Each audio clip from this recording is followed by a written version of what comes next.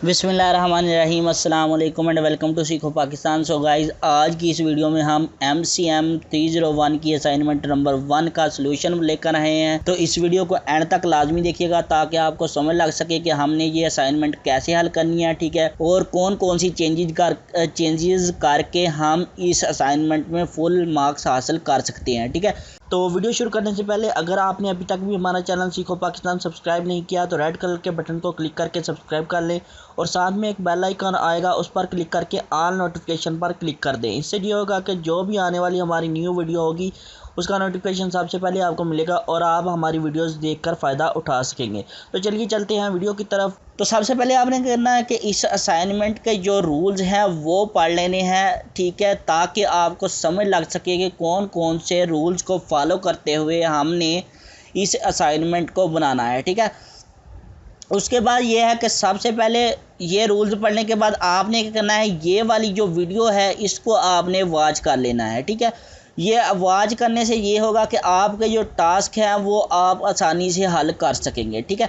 उसके बाद जो नंबर 1 टास्क है वो हमारा क्या है कि after this watching this video identify any 5 obvious non verbal elements of communication used by the candidate during the interview, ठीक है। तो इंटरव्यू के दरमियान जो के कैंडिडेट ने नॉन वर्बल कम्युनिकेशन के एलिमेंट्स यूज़ किए थे, ठीक है, वो आपने 5 एलिमेंट्स लिखने हैं, ठीक है। तो हम चलते हैं सोल्यूशन की तरफ। तो सबसे पहले देख लेते हैं कि हमारा क्वेश्चन नंबर 1 का सोल्यूशन क्या बनेगा, ठीक है। तो क्वेश्चन नंबर 1 का सोल्यूशन मैंने लिखा कि after watching this video I noticed he was using first of all his body language. सबसे पहला जो ऑप्शन नंबर 1 क्या बनेगा कि ही used well language and voice, ठीक है। उसकी जो लैंग्वेज और वॉइस थी वो अच्छी थी, ठीक है। He was using English language and also using his own language, ठीक है। उसने इंग्लिश और अपनी जो ज़ुबान है वो उन दोनों ज़ुबानों का इस्तेमाल किया, ठीक है। उसके बाद ये था कि ही यूज्ड पोलाइट वॉइस, ठीक है। जो उसका अंदाज़ था आंसर देने का वो पोलाइट था, ठीक है। ही used good facial expressions like he smiled, ठीक है। जब वो इंटरव्यू दे रहा था उसके जो फेशियल एक्सप्रेशन थे वो अच्छे थे, जैसा कि वो पूरे इंटरव्यू के दौरान जो था वो मुस्कुराता रहा, ठीक है। उसके बाद जो थर्ड ऑप्शन है वो क्या लिखा है कि ही यूज्ड गुड बॉडी मूवमेंट। जो उसकी बॉडी की मूवमेंट थी वो अच्छी थी, यानी कि जब वो आंसर देता था तो वो अपने साथ में हाथ भी यूज़ कर रहा था, उसकी हाथ की डायरेक्शन भी यूज़ हो रही थी, ठीक है। उसका आई कंट्रैक्ट भी यूज़ हो रहा था, ठीक है। उसके जो पोस्चर्स थे वो भी यूज़ हो रहे थे, ठीक है। उसके बाद जो अगला ये है कि when he enters he perfectly sits and then he starts the answer of the questions, ठीक है। जब वो अंदर आया, ठीक है, एंटर हुआ तो वो सबसे पहले परफेक्ट तरीके से अच्छे तरीके से बैठ गया कुर्सी पर। उसके बाद उसने क्या किया कि अपने जो क्वेश्चन वो पूछ रही थी, ठीक है, मैडम उससे पूछ रही थी, तो वो आसानी से तसल्ली बख्श जो है पूरे तरीके से आसानी से, ठीक है, पूरा रिलैक्स होके वो क्वेश्चन के आंसर दे रहा था, ठीक है। उसके बाद नेक्स्ट पॉइंट क्या है कि he was doing perfect I contact. जैसा कि मैंने आपको शुरू में बताया कि जो उसका आई कांटेक्ट था वो बेस्ट था, ठीक है। वो उसने कभी अपनी जो आई थी वो साइड में नहीं घुमाई, ठीक है, चेहरा इधर उधर नहीं किया। उसका जो आई कांटेक्ट था वो अच्छा था, ठीक है। आइज़ का उसने बहुत अच्छे यूज़ किया। उसके अलावा ये था कि उसका जो हैंड की डायरेक्शन थी, हैंड हाथ के इशारे थे वो उसने बहुत अच्छे यूज़ किए, ठीक है। उसके बाद ये है कि because it shows the confidence. अगर वो आई कंटैक्ट यूज़ ना करता, ठीक है, और हाथ के इशारे ना यूज़ करता तो जो मैडम थी जो उसका इंटरव्यू ले रही थी उनको ये लगना था कि ये इस बंदे में कॉन्फिडेंस कम है, ठीक है। तो आई कांटेक्ट और हाथ के इशारों का मतलब यही है कि आपके अंदर कॉन्फिडेंस अच्छा है, ठीक है। तो अगला पॉइंट क्या है कि he has good confidence level. तो उसका जो कॉन्फिडेंस लेवल था वो अच्छा था पूरे इंटरव्यू के दौरान, ठीक है।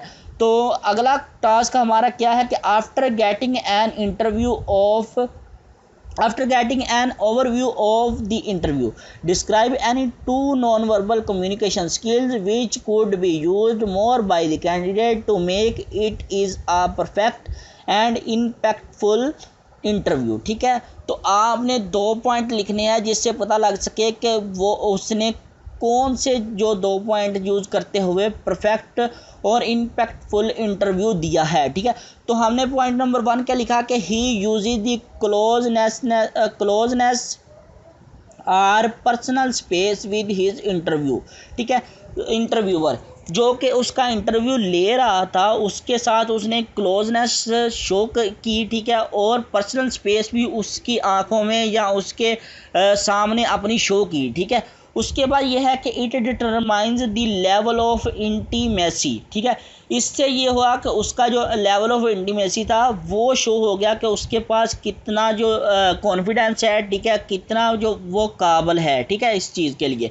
उसके बाद दूसरा पॉइंट ये है कि he must also use the para language. ठीक है, पैरा लैंग्वेज का मतलब ये है कि उसने दो ज़बानों का मिलाप यूज़ किया। ठीक है, यानी कि उसने अपनी लैंग्वेज भी यूज़ की और इंग्लिश लैंग्वेज भी यूज़ की। ठीक है, उसके बाद ये है कि aspects of this voice a part of the speech such as pitch tone and speed of talking. ठीक है, जो उसकी स्पीड ऑफ टॉकिंग थी, उसकी आवाज़ की पिच थी या उसकी आवाज़ की टोन थी वो बहुत अच्छी थी। ठीक है, और उसके जो एस्पेक्ट्स थे, जो कि स्पीच के एस्पेक्ट्स थे वो बहुत अच्छे थे। ठीक है, उसके समझाने का तरीका बहुत अच्छा था, आंसर देने का तरीका बहुत अच्छा था। तो इस वजह से जो उसकी जो इंटरव्यू के दौरान जो उसकी परफेक्ट और इम्पैक्टफुल इंटरव्यू उसका इसी वजह से था क्योंकि उसने ये दोनों जो पॉइंट थे वो अच्छे से यूज़ किए। ठीक है, तो ये हमारी असाइनमेंट है। आपने क्या करना है कि आपने इस असाइनमेंट में चेंजिंग लाजमी करनी है। ठीक है, इस असाइनमेंट को अपनी वर्डिंग में लिखना मत भूलिएगा। अगर आप अपनी वर्डिंग में नहीं लिखेंगे तो फिर आपको मार्क्स नहीं मिलेंगे। ठीक है, फिर आपने यही कहना है कि हमें मार्क्स नहीं मिलेंगे। ठीक है, बहुत से लोगों के मुझे फिर कमेंट आते हैं। ठीक है, ग्रुप्स में मैसेज आते हैं। ठीक है, कि आपने ये वाला कोई असाइनमेंट का सलूशन दिया था और हमारे जो है वो मार्क्स पूरे नहीं आए। ठीक है, तो यहाँ पर मैं आपको सबसे पहले बता देता हूँ कि आपने चेंजिंग लाजमी करनी है। ठीक है, उसके बाद मैं आपको हर असाइनमेंट हर जीडीपी पे ये लाजमी कहता हूँ कि आप अपनी असाइनमेंट और जीडीपी के जो इंस्ट्रक्शंस होती हैं वो लाजमी रीड आउट किया करें ताकि आपको रूल्स समझ लग सकें कि आपने कौन कौन से रूल्स अप्लाई करने हैं अपनी असाइनमेंट के दौरान। ठीक है, या फिर अपनी जीडीपी के दौरान। अगर आप उन रूल्स को फरामोश कर देते हैं तो फिर आपके मार्क्स आना इम्पॉसिबल हो जाते हैं। ठीक है, फिर आप ये कहते हैं कि मार्क्स क्यों नहीं दिए, फिर आप इंस्ट्रक्टर से भी कॉल करना मैसेज करते हैं, इंस्ट्रक्टर को भी। ठीक है, उससे भी पूछने की कोशिश करते हैं जी हमारे मार्क्स क्यों नहीं आए, हमने सही लिखा था, ये लिखा था, वो लिखा था। तो आप रूल्स लाजमी पढ़ा करें ताकि आपको समझ लग सके कि हमने कौन से रूल्स अप्लाई करने हैं इस असाइनमेंट में। ठीक है, तो उम्मीद है आपको वीडियो पसंद आई होगी। अगर वीडियो पसंद आई हो तो लाइक करें, चैनल को सब्सक्राइब करें और इस वीडियो को दोस्तों के साथ शेयर करना मत भूलिएगा। इंशाल्लाह मिलते हैं नेक्स्ट वीडियो में, तब तक के लिए अल्लाह हाफिज़।